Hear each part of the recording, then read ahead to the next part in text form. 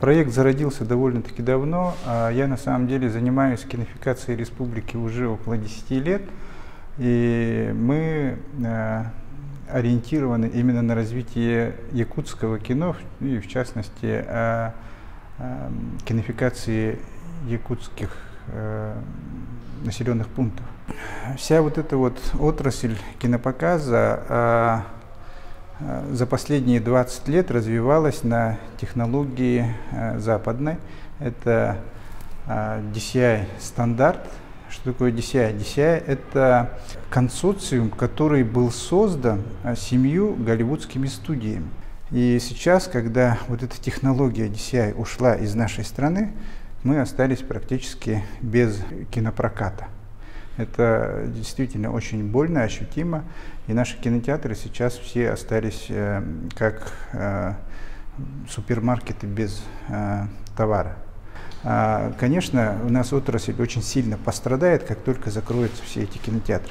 Наша задача сохранить кинофикацию в том объеме, который есть, и еще и увеличить его. Очень многие задаются вопросом, почему кинотеатров нет в каждом селе, как было в советское время. Дело в том, что оборудование для кинопоказа, оно очень дорогое, у них очень дорогая лицензия на производство этих проекторов, а сейчас, когда эта лицензия нам не требуется, мы можем производить свою технику и прокатывать свои российские фильмы, в том числе, конечно, в первую очередь якутская. Наши проектора могут использоваться в первую очередь в домах культуры, а во вторую очередь мы ориентируемся на учебные заведения. Это проведение тех же киноуроков.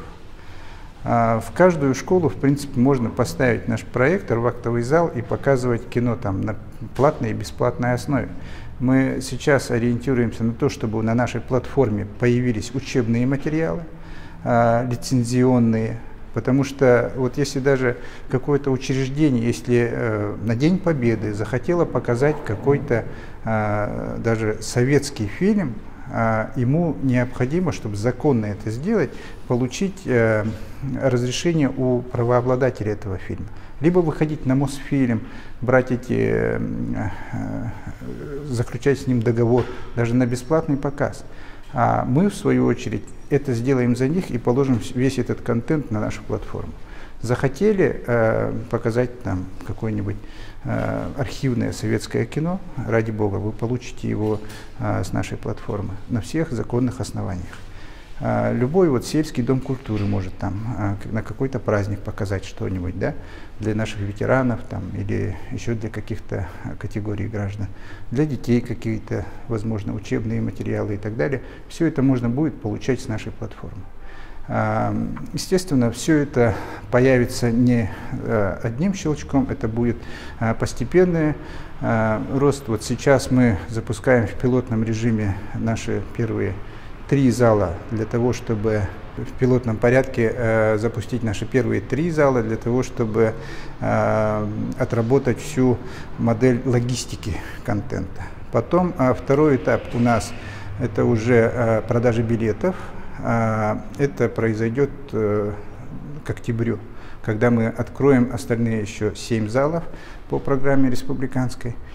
Итого у нас будет 10 залов, объединены в одну сеть, в которую будут поступать контент с одной нашей платформы. Мы отработаем все возможности реализации билетов, в том числе и по Пушкинской карте. И как только вот эту пилотную стадию мы пройдем, мы начнем уже тиражировать ее во все другие населенные пункты. Мы планируем создать около 120 залов на территории республики. И также будем продвигать его и на другие регионы. Сейчас уже по поручению Юрия Петровича Трутнева идут запросы на все арктические и дальневосточные регионы.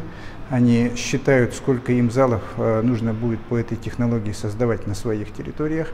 И, соответственно, будет очень довольно масштабная предстоит очень масштабная работа. Мы ориентируемся на цифру даже от 500 человек в населенном пункте, где существует дом культуры или другое общественное пространство, в котором можно организовать кинопоказ. Вообще, если вот так вот посмотреть, на территории республики существует 486 домов культуры, около 600 населенных пунктов, и лишь в 34 из них есть кинозалы, кинотеатры. Имея такую мощную инфраструктуру, как ни в одной стране мира, да, как дома культуры, такого института развития вообще нигде нет. Только в России есть. Да? И вот если вот подумать, 486 домов культуры, почему мы там не показываем свое кино? Раньше мы не могли его показывать, потому что была пленка, и нужно было пленку производить и доставлять. Это очень сложная логистическая работа. А сейчас, по идее, вот в цифровой век можно щелчком пальца довести этот контент до этого учреждения. Почему мы этим не занимаемся? Потому что у нас было внешнее очень сильное давление, зависимость. А сейчас мы с нашей технологией спокойно поставим эти коробочки в любой дом культуры, и можно будет хотя бы один раз в месяц там крутить кино. Естественно, население сельское не может каждый день по 6 сеансов сидеть в кинотеатрах, и мы не ставим перед собой такой задачи. Наша задача, чтобы сельчанин хотя бы 1-2 раза в месяц ходил на хорошее кино. Российское, в том числе якутское, конечно.